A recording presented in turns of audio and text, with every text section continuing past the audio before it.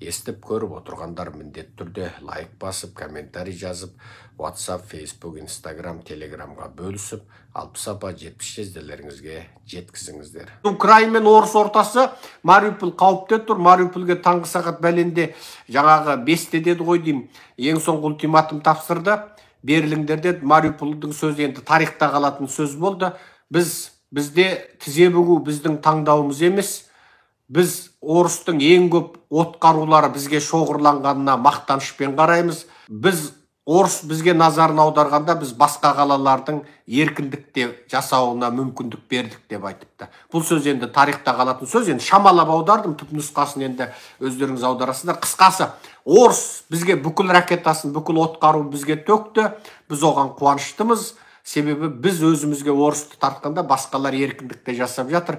Тізе бүгу біздің таңдауымыз емес депті. Енді Мариуполь нетіп те қалған болар, жеңіліп те қалған болар. Мынау Москва деген кемелері орыстың дүниеге әйгілі деп, бірінші деп мақтап, аспаннан ұшқан торғайды да құсты да атып түсіреміз, миналарыңды қағып тастаймыз, торғайды былайға, дроныңды былай, ракетаңды былай атамыз деп мақтанып, есіріп, әл кеуделенген жаңағы Москва атты кемесін тас-талқан шығарып, оны суға сүңгітіп жіберді. Міне Қара теңізде кемесі бат. Мына түріктерде бір ең атақты мақал бар екен, баяғыда Түркияда жүргенде менің ұлым үйреніп апты.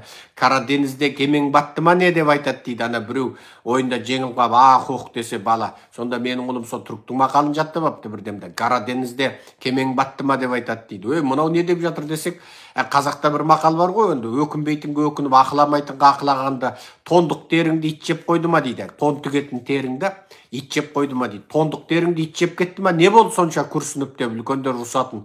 Соны орыс түріктер айтады екен, Қара теңізде кемең батты ма деп. Сол орыс қайтатын сөз екен, міне Қара теңізде кемесі батып, орыс ақылап үхілеп, Путин есер соқтанып, жынданып, атом қолданамыз деп, шыдамаған буаз итін жүгіртеді деп, енді ана Мариупольді аламыз деп жанталасып жатыр. Егер Мариупольді орыс алса, міне 2 ай соғысқанда жеткен бірден-бір жетістігі сол болмақшы. Бірден-бір қаланы жаулап алған жетістігі болмақшы. Бірақ Зеленский де сұмдық екен. Мариупольді соғысты тоқтатсаңдар ғана бізге келіссөзге мүмкіндік бар. Мариупольді соғысты тоқтатпасаң келіссөзден үміт күтпеңдер деді. Керемет сөз болды. Сосын Донбасты алмай тынбаймыз деп оны жариялады. Бізде ымыра жоқ деп ол жариялады. Қысқасы Америка ол айтты, бізде жаңағы тынбаймыз, көмекті тоқтатпаймыз деді. Енді Американың неше түрлі қарулар барып жатыр енді. Қарудың түрі дегенің енді барып жатыр. Сұмдық енді ол қаруларды енді мына жастар өздері қару жағына қызығатындар өздері оқып алар енді. Құдая ұзыны бар, қысқасы бар, иыққа қоятыны бар, сүйрейтіні бар, аспанда ататыны бар, жерде ататыны бар. Енді көрмеген небір сұмдық қарудың түрі барып жатыр ғой енді. Енді мынау Украинаның бастығы Зеленский батыр, Жасылбай батыр айтыпты, біз 10 жыл соғыссақ та күшіміз жетеді, бізде артқа қайту шегіну жоқ депті. Ол Путинге айтылған ескерту. Мына Ресейдің Украинадағы әскерлерінің ішінде, мынау Днепр, Луганскіде ішкі жағынан қақтығыс туыпты дейді. Өз ішінен екіге бөлініп атысып кетіпті. Сол енді бір айтыста орыстың сол басқыншы әскері біз мынандай қамдау жоқ, тамақ нашар, қорғаныс жоқ, төбемізден әуе қорғаныс жоқ, байрақтар кеп қырып кетеді. Жаңағы Еуропа, Американың ана сұмдық қарулар кеп тәңкіні кәдімгі жаңғақ шаққандай шағып кетеді. Мынау не сұмдық деп өздері қарсы болып дейді. Енді бірі анау Днепр мен Луганскідегі сол жердегі сепаратист орыстың жасақтарына, оларды орыс, бірақ сепаратист орыстар, Украинаның орыстар. Соларға мына сырттан келген орыстың әскері, Ресейдің әскері айтып, сендер алдыңғы шепке барыңдар десе, олар сендер емес пе әңгімені қозғаған, біз тыныш жатқан ел едік, сендер кеп бізді жаңағы шұқып, міне тыныш жатқан елді. Ал енді сендер барыңдар, сендер кәсіби армиясыңдар, біз әшейін қолға қару алған бейбіт бұқарамыз, бәлен жыл болды, айлықтың түрін көрмедік, әйтеу қолдағы темірді, пулеметті жейтін емес, аңатып жейтін емес баяғы заман. Сендер де орыстарменен сол Днепр, Луганскідегі жаңа сепаратист орыстармен орыстың ресми армиясының ортасында қақтығыс бопты дейді. Енді бұл сөздің қайсысы рас біз білмейміз, бірақ шыны керек, орыстың шипасы бітті, артқы қамдау жоқ. Анау 13-14 жылы уақыт өтіп кеткен сүттер, шадарницкий сүтін ішіп, ана артын әне бір орыстың бір кішкентай картоп пісіретін не деп атаушы еді анау?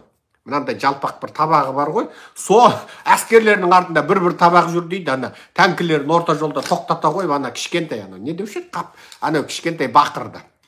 Сонысын қоя салып, ана астына жаңағы нені ағаш отындарды қойып, дереу ана картобын шішіп жетіп, сол картобын жеп жүр дейді орыста. Міне орыстың әскерінің сиқы сол екен, танкісі тұр дейді, танкі тұрған, ана жан-жағынан бір-біріне бақырып дейді, бір жасырған өткалары бар дейді жаңағы. Откаларыны шыбап, ол танкілер сосын анау, ойбай бергеңдер деп, көрші танкі келсе, жоқ, сендерге жетпейді, өздерің пісіріңдер деп, сол картоп пісіріп жеп жүр дейді. Міне сұмырай.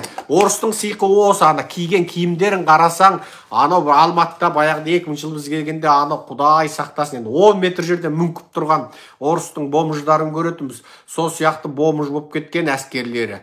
Ой, енді сұмдық енді. Мына Шойгудың өзі реанимацияда жатыр дейді ғой, енді ол Шойгудың қызы Америкада оқып жатыр дейді. Енді бітті бұл, орыс бітті, әбден мынау коррупцияның шипасы бітіп, жаңағы Путиннің өзі не істерін білмей, біресе ана бастығын тұтқындайды, біресе мына бастығын тұтқындайды.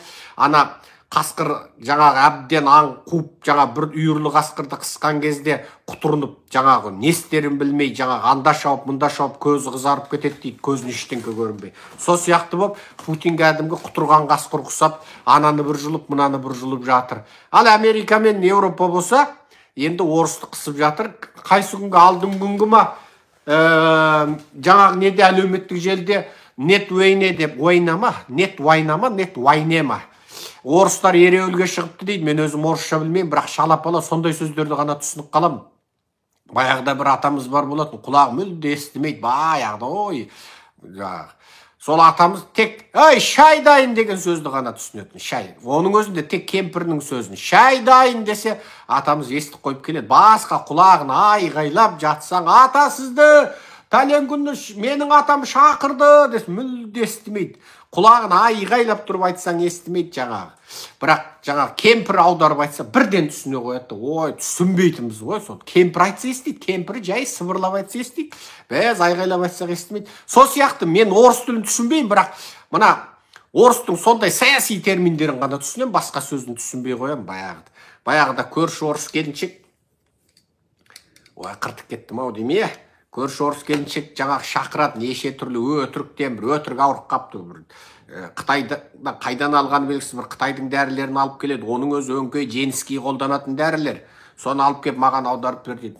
По-русски не понимаю. Үйіне шайға шақырады. Жоқ, біз сенің үйіңнен шай ішпейміз. Неге дейді? Итің бар деп қоймыз. Ит деген сүйкімді ғой. Bir күн итің қуып жіберіп, міне ит далада үйге шай. Сөйтіп сол орыс келіншектің үйінде көрші болып қанша жыл тұрды ме?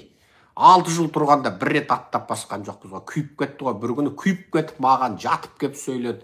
Өзі сыра ішіп апты жаңағы. Көп ішпес керек. Сен өзі неге түсінбейсің? Сен енді мен деген сені құрметтеймін. Я уважаю тебя. Анау мынау бірдеңе деп қайта извините, мен я по-русски не знаю деп сол 6 жыл бойын по-русски не знаю болып кеттік қой. Бірақ мына саяси терминдерді мына қатты түсінемін. Мына украиншаны түсініп кеттім соңғы кезде. Сондықтан барлықтарыңызға үндеу, орысша білмесеңіздер де TikTok деген зат бар, Қытайдың шпиондық құралы, бірақ соны түсіріңіздер. Сосын мына Украинаның орысқа қарсы үгіт насихаттары бар, мына кемесі құлағаны бар, орыс жеңілді айтты бітті деген орыс ақпараттар бар. Соны TikTokқа жүктеңіздер де Саша, Паша, Маша, жаңағы Петр, Метр, Сетр, Александр деп іздеп тауып TikToктан қосылып орыстарға қарай ұра беріңіздер. TikTokты орыс бұғаттай алмайды екен. Ана Одноклассник пен Mail.ru-ды бұғаттай алады екен жаңағы. Сондықтан TikTokты бұғаттай алмайды. Соған жүктеп, барлықтарыңыз мына орыстардың көзін ашыңыздар. Путинге қарсы ереуіл болып, өз ішінен бүлік туып, сенің пропагандаң өтірік екен ғой мына телеарнаң. Мына жақта біз масқара болып жеңіліп жатыр екенбіз деп ойласын. Ол ауру сияқты. Оны сіз бір Маша Паша Александрға айтсаңыз болды. Маша Паша Александр өзі ары қарай алып кетеді. Сондықтан әрбір қазақ, ой, мен қанша орысты қосам демеңіздер. Барлықтарыңыз TikTok түсіріп алыңыздар да, ана Украинаның видеоларын түсіріп алып, сол өзіңіздің TikTokқа жүктеп, одан TikTokта достығыңызға жаңа Маша, Паша, Саша, Александр, Наташа, Паташаны қосып, оларға жіберіп, жаңағы жеді